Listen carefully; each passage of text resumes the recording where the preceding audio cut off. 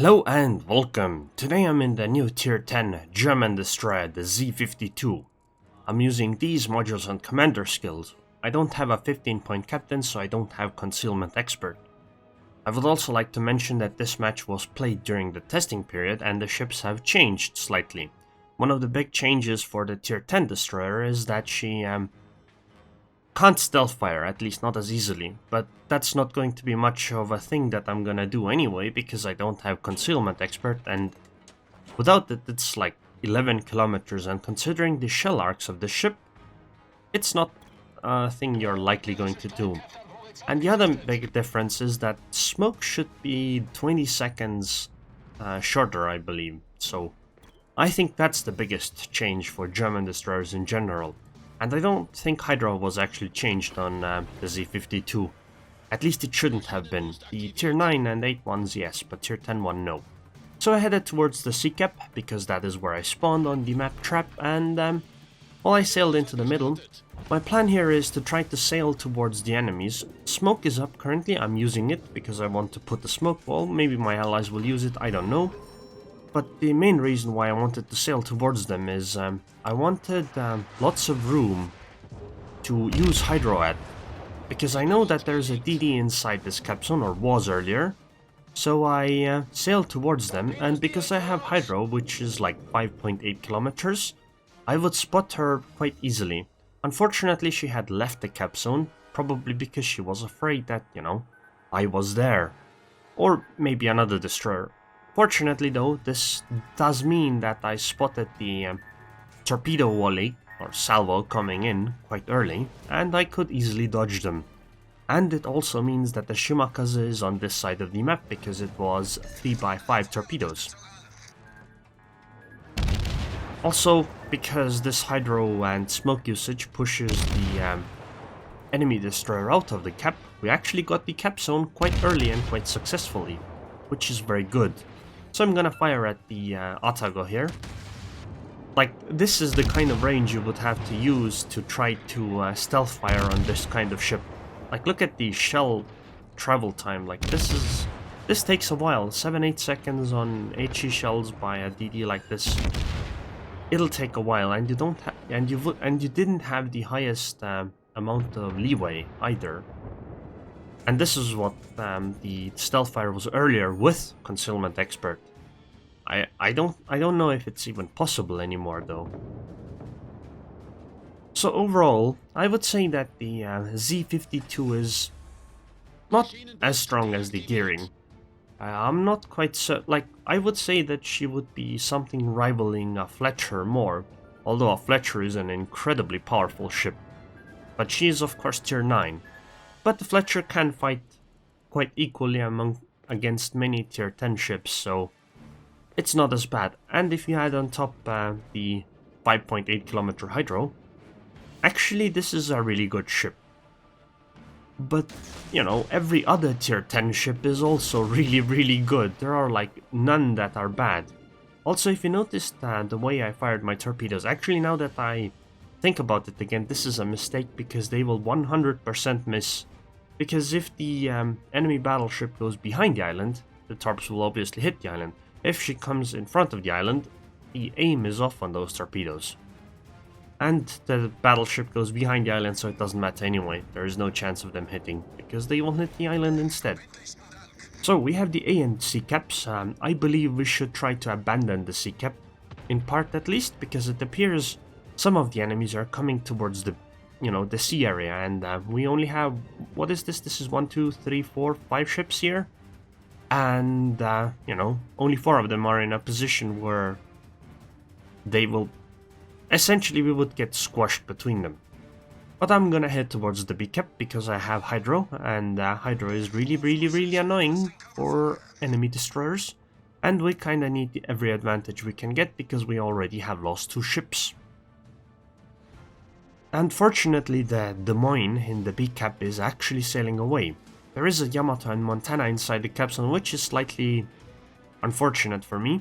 Sure, the torpedoes on the ship are pretty nice at 69 knots and having only 1.4 kilometer detection, but the problem is that, number one, I don't have concealment expert, so I couldn't just sail into the cap zone.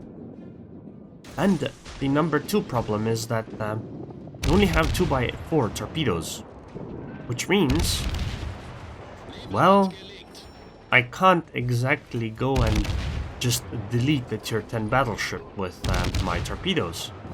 I mean, it might be possible if you hit like all of them, but there's no way you're gonna hit all of them, right? Especially since these torpedoes have lower damage too.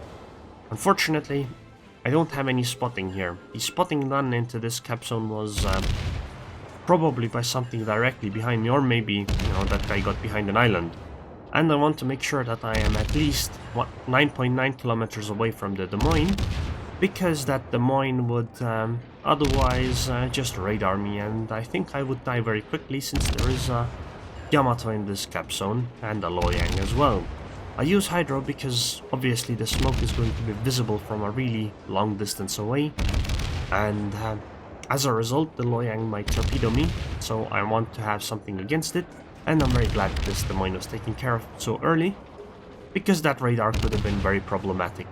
So now I'm gonna shell the Yamato. As you notice, I'm actually using HE here, because if you actually look at the numbers, the German destroyers have pretty... I think they have 6 or 7% fire chance, it might be 7%. So she actually starts almost as many fires as a Gearing, even though a Gearing has such a good rate of fire and the same number of guns. This Yamato seems to be coming towards me, so I will keep shelling her. Honestly, I would be very scared.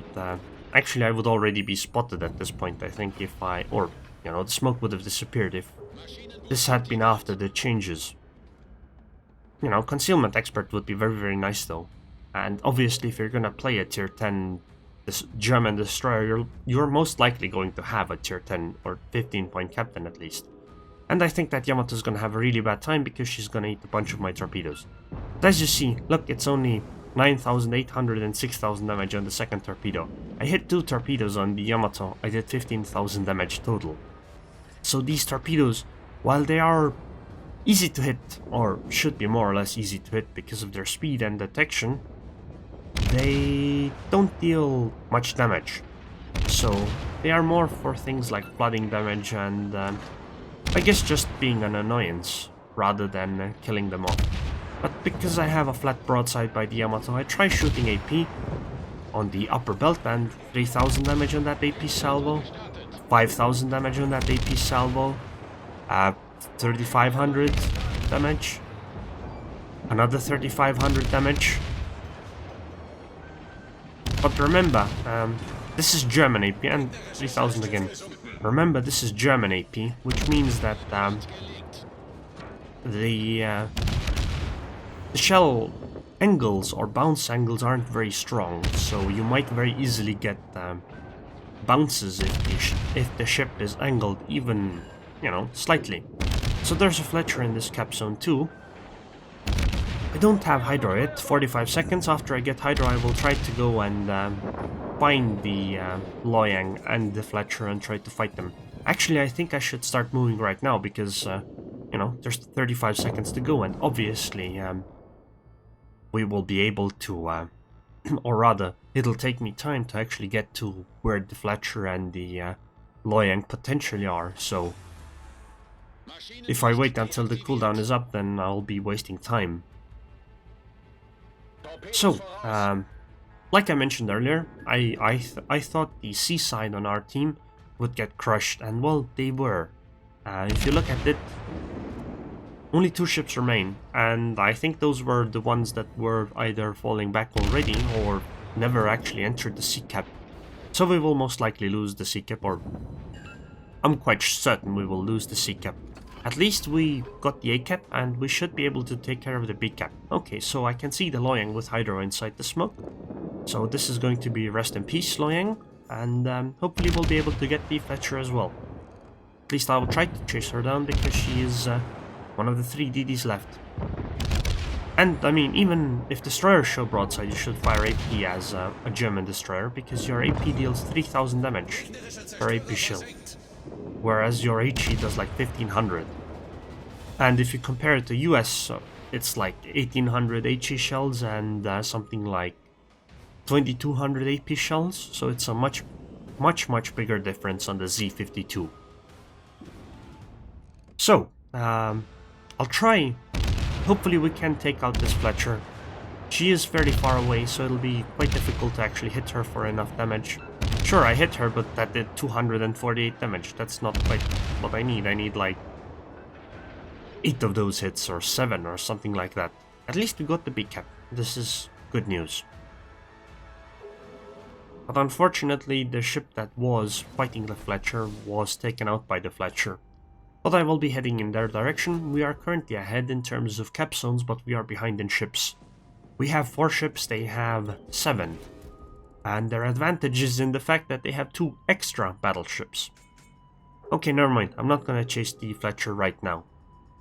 I wasn't quite certain. I'll try using this Loyang smoke, I guess. Maybe. Actually, no. This is going to be too far away.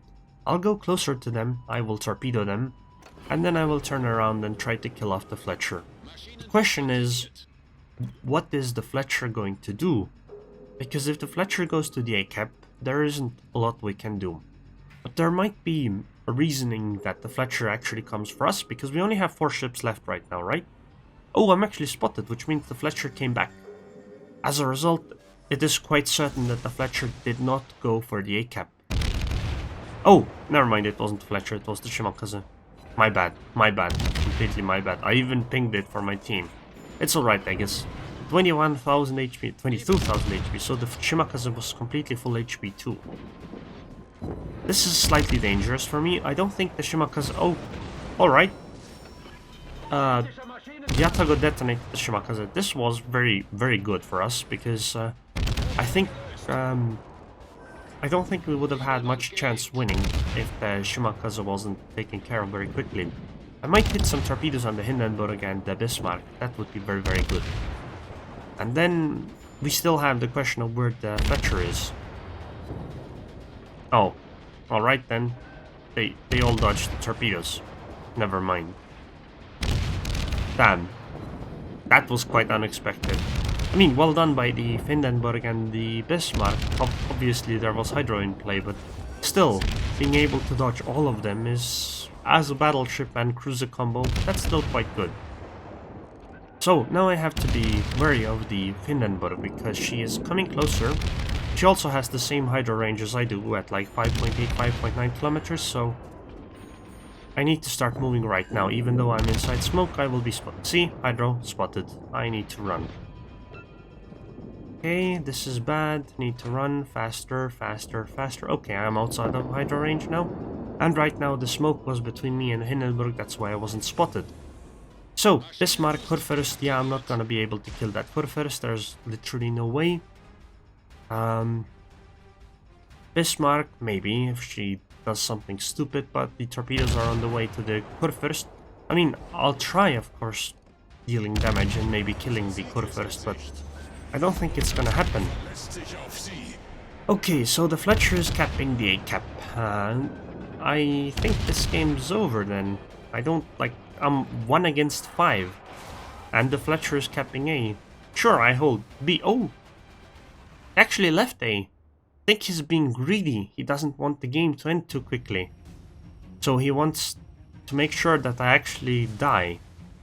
Oh, and our last guy was detonated too. Wasn't that the Atago? I'm not gonna fire until I see the Fletcher, because I knew the Fletcher is coming for me. Otherwise she wouldn't have left the caps. Oh my god. What an idiot. I'm sorry, it's rude, but you just killed your ship, and for, like, at least take the cap zone and then kill yourself with the ship. But nope. So I use Hydro immediately here because I don't want to be suddenly surprised by torpedoes on my broadside. I will try to decap B for a while. I mean, I'll try my best. Still, it was a 1 versus 5, sure. The Fletcher gave me a present and gave herself away, but it's still 1 versus 4, and one of them is an almost full HP Kurfürst, another is a half HP Bismarck, a half HP Atago, and I don't even have Concealment Expert. So I'm gonna go into the cap zone, I'm gonna stay on the edge. I will try to waste as much time as possible by the enemies in this cap zone. Like right now they can't take the cap zone. And if possible, I will try to take a shot on one of the enemies to try to decap them as much as possible, and then I will try to speed boost away from the edge of the cap zone. It would help a lot if I had Concealment Expert though. Okay, that plane is slightly worrying. Yeah, I'm not gonna stay around, I think. I might just stop here and, start running. I'll sail on the edge here, but what I'm worried about is that, around the island's edge here, the Kurfürst suddenly appears with Hydro up, and then that would be very, very bad for me. I might still survive since I still have 15,000 HP, but I think I'm just gonna leave right now. So, what I'm gonna do now is I'm gonna start running away. Like, we only have 3 minutes left, and we still hold the A cap, and we're not likely going to lose it. That plane is a bit unfortunate for me, so unfortunately I had to lose the B cap right now. Not all that much I could have done about it, I guess. And see, the Kurfürst is 7.7 kilometers. I was afraid the Kurfürst was going to come around the island the other way around, and that could have been very, very scary. I will try to leave the enemies with some torpedoes as a present, and I guess I'll try shelling the Atago. I don't think I'll be able to kill the Atago, but she has less HP than I do, so I might be able to deal some damage to her. And I'll torpedo the Kurfürst at the same time, I think. Because the Atago, I think, wants to go to the A cap. I will be heading towards the C cap, though. The question is, like, I'm taking a bit of a gamble.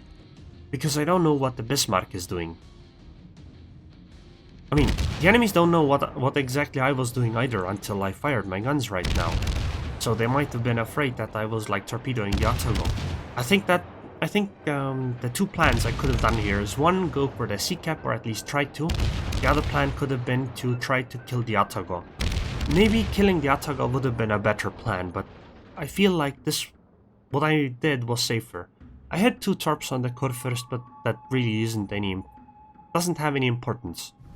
I got some fires on the Atago, but I don't think that it's going to be very fortunate for me.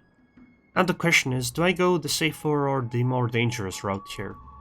There is 100 points difference, there is only 90 seconds to go. But the question is, where is the Bismarck? If the Bismarck is right around the corner here, I am probably dead, and I don't think I can do much about it. But if the Bismarck is somewhere else, then going the straight route would be safer. Atago is burning, so if she just dies to the fire, that would be very good.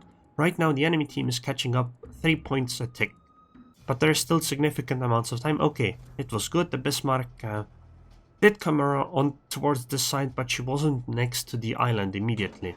Unfortunately, the Atago got into the A cap, which means the enemy is starting to catch up at 6 points a tick.